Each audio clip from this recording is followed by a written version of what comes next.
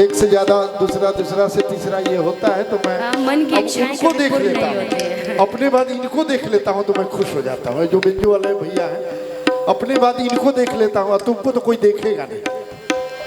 करियठा वो एक और माइक था ना बढ़िया। हेलो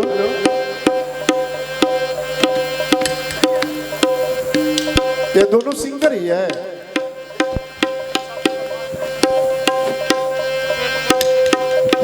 बना दे करो के hello hello hello hello hello का बेस hello hello hello hello hello बोल सच्चे दरबार की। एक बार निशा उपाध्याय जी के लिए जोरदार ताली बजा के स्वागत अभिनंदन कर दीजिए। बहुत ही सुंदर माहौल बना और इस दरबार में तो सारे भक्त हैं, कोई दिल से भक्ति करला, कोई भगवान में रम जाला। कुछ लोग ऐसे हैं, जैसे इधर आप देखिएगा, इधर के जितने लोग हैं सबको बहुत बहुत स्वागत। क्या आप लोग ताली बजा रहे हैं? एक बार अपने स्वागत में ताली बजा लीजिए। इनके लिए हम भी ताली बजाएंगे। और मंच पे राइट साइड और लेफ्ट साइड दोनों तरफ, और उधर एक दीदी हैं, जब से हम लोग आए हैं आप गाइए या मैं गाऊं या म्यूजिक बजे, कंटिन्यू ताली बजा रही हैं। तो आपकी जो भी मनोकामना हो वो पूर्ण करें। अगर आप पढ़ रही हो तो डॉक्टर बन जाइए, अगर आप डॉक्टर बन गई हो तो सीनियर डॉक्टर बन जाइए, अगर आप सीनियर डॉक्टर हो तो आपका अपना हॉस्पिटल हो जाए। देखिए भगवान के दरबार में ले जाए कि ना चाहे कि जगमग जगमग पंडाल करे। और निशा जी आप जैसे ही ये बैरिकेडिंग पार कीजिएगा तो उन्हें हमारे कुछ भाई बंधु बहन जो भी जियो उधर और इधर लोग भी बहुत अच्छे हैं, सभी लोग अच्छे हैं, लेकिन कुछ लोग होता है ना कि ध्यान वहीं पे चला जाता है। जितने लोग येलो कुर्ता पहने हैं उन लोगों का जवाब नजर खींच ले रहे हैं उनके तरफ ना। आज इतना सुंदर व्यवस्था बा, इतना सुंदर पंडाल बा, इतना सुंदर दरबार बा, ओकरे खातिर गीत बा कि जगमग जगमग पंडाल करे हो मैया के मूरत निहाल करे। दुनिया हसेवक या माई महारानी, पूरा दुनिया सेवा के की माँ है। दुनिया हसेवक या माई महारानी, और चारों तरफ से मीठी मीठी तालियां बजा के प्यारा सजा है तेरा द्वार, प्यारा सजा है तेरा द्वार, जगमग जगमग पंडाल करे मैया के मूरत निहाल करे। सेवक अमाई महारानी। देखिए हम हिंदी लाइन इसलिए गाती हैं क्योंकि पढ़े लिखे लोग यहाँ पे बहुत हैं। हम तो पढ़ ही नहीं पाए जो सच्चाई है। 10th तक पढ़े, इसके बाद हम पढ़ाई छोड़ दी। मानिए फर्जी सर्टिफिकेट लेके क्या फायदा? आजकल सरकार ऑनलाइन सब कुछ चेक करिए। मानिए ऑनलाइन कभी ऐसा सवाल पूछ दी अबे नहीं करेगा। इसलिए जितना पढ़े हैं हाँ पढ़िए कम, लेकिन सम्मान सबका कीजिए कि दुनिया हसेवक या माई महारानी। और इधर आइए, प्यारा सजा है तेरा द्वार, प्यारा सजा है तेरा द्वार बाबा की।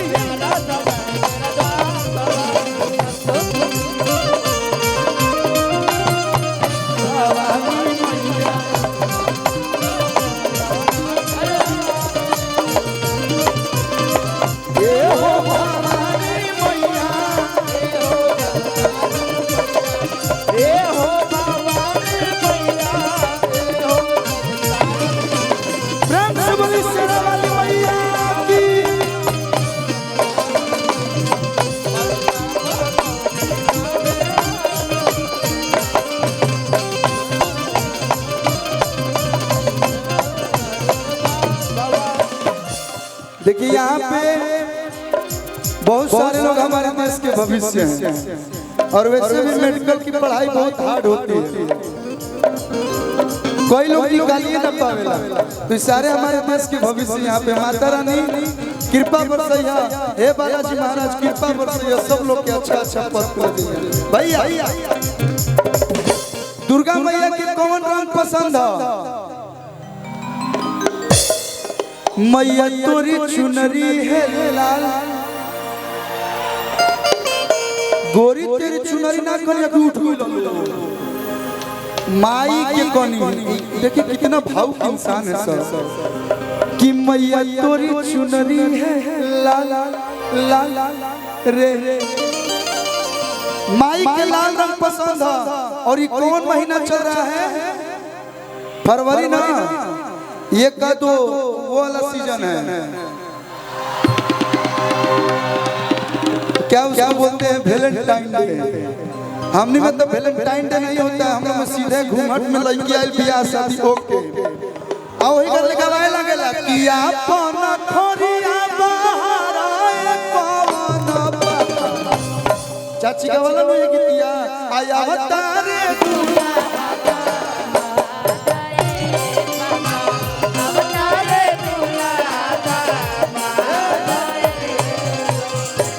रामो जी आइल होई तो ये गीत गवाइल होई, महादेवो जी आइल होई है, हमरो बियाह भइल तो ये गवाइल, हमर बाबूजी दादाजी बहुत लोग ये गीत गवाइल होई कि बैठे के मानस दुल्हटे बुलिया कुरुसी, बैठे के मानस दुल्हटे बुलिया कुरुसी, बैठे के मानस दुल्हटे बुलिया कुरुसी।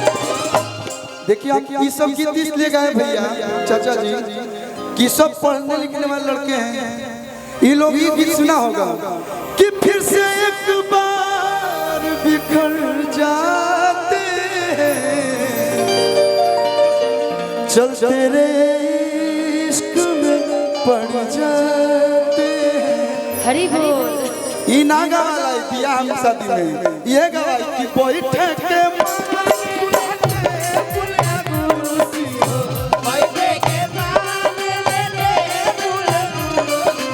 अल्लाह के मांगस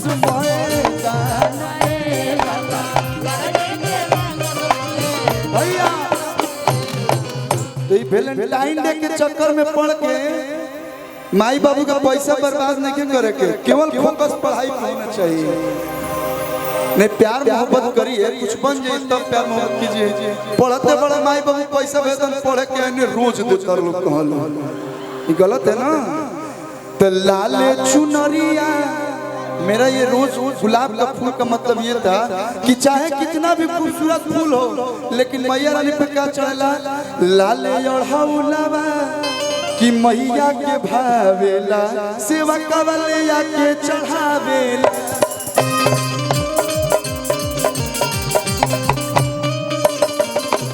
लाल चुनरिया लाल ओढ़ौलवा मैया के भावेला सेवा कवलिया के चढ़ावेला।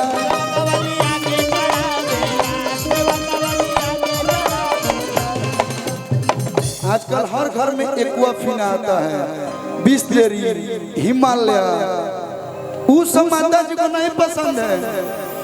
अभी लोग डुबकी लगाने लोग कहाँ जा रहा है? कुंभ। ये प्रयागराज है, ये प्रयागराज है। खुशी की बात ये है, बहुत कम लोग जानते होंगे कि ये जो गाना है जिसने आलोक भैया ने गाया है वो आपके भाई की फिल्म का गाना है जिस फिल्म का नाम है प्रयागराज।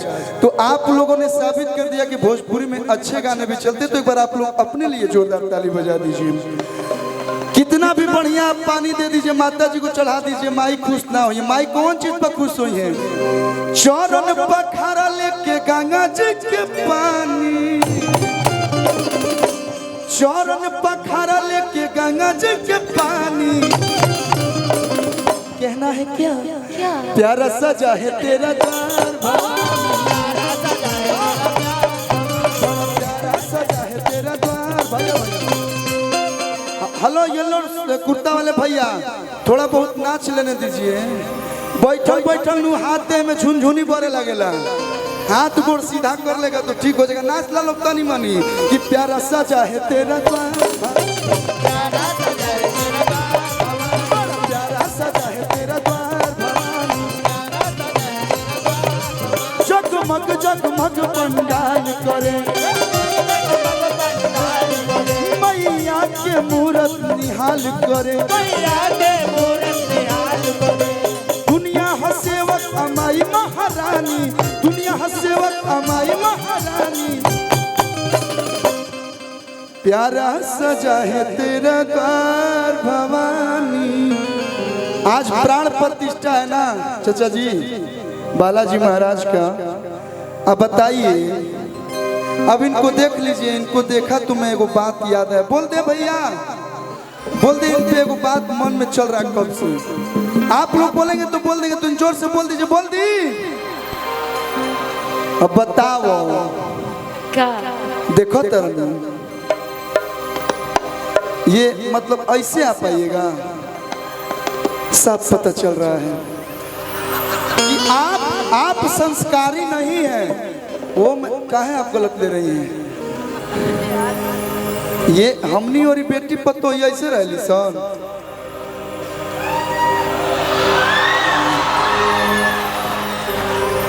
छपरा के हूँ नदी हेल के आयल बड़ू बिहटा में प्राण प्रतिष्ठा में बालाजी महाराज के, तो बेटी पतो के लूर सीखो।